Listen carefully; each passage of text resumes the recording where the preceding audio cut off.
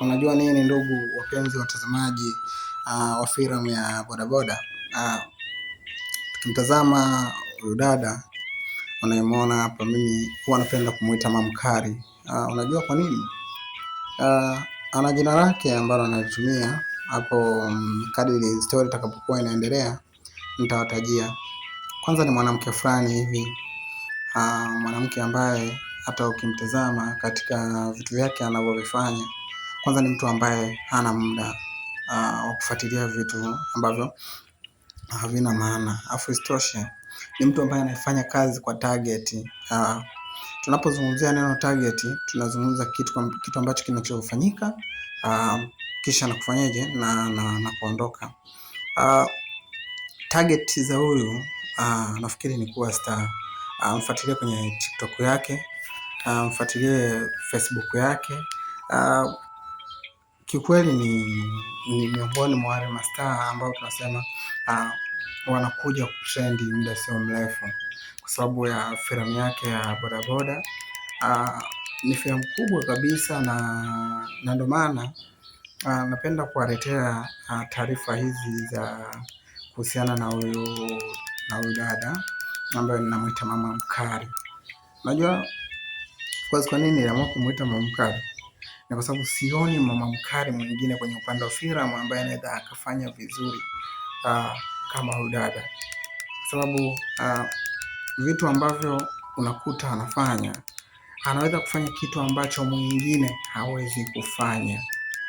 Napozungumzia mwingine, nazungumza nikiwa naeleweka kwamba mwingine hawezi kufanya. Unajua ni kwa nini bodaboda ni filamu kali? Kwa nini bodaboda inaenda mbali sana?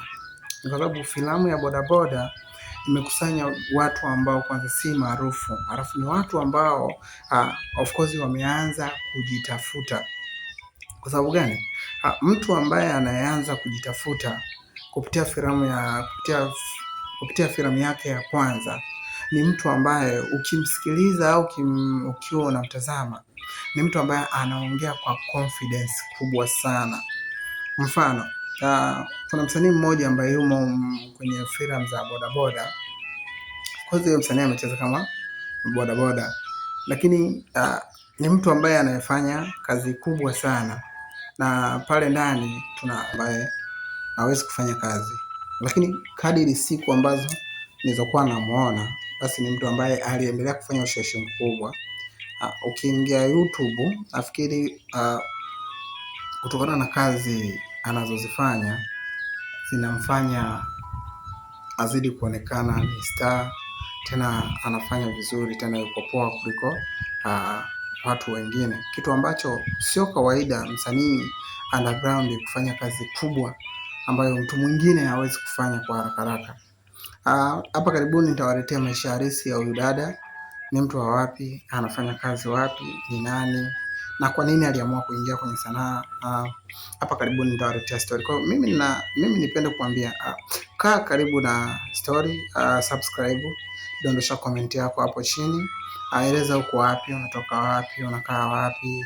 Of course alafu ukishamaliza kueleza ndio kisha ujue kwamba okay, tujue kwamba unaangalia story hii kutoka nchi gani. Of course kama uko Kenya, dondosha comment yako hapo chini.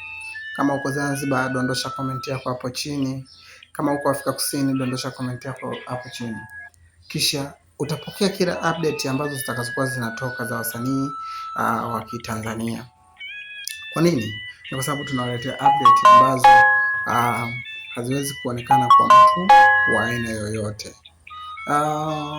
Nafikiri kabla hatujamaliza story hii, nimekwambia nitakuletea maisha halisi ya huyu dada. Ni mtu wa wapi, anatoka wapi, anafanya kazi gani, na sanaa ameanza kwa muda gani, ameolewa hajaolewa, yote nitakudondoshea comment yako hapo chini. Kwa hiyo naomba subscribe kwanza ili kuwa marafiki.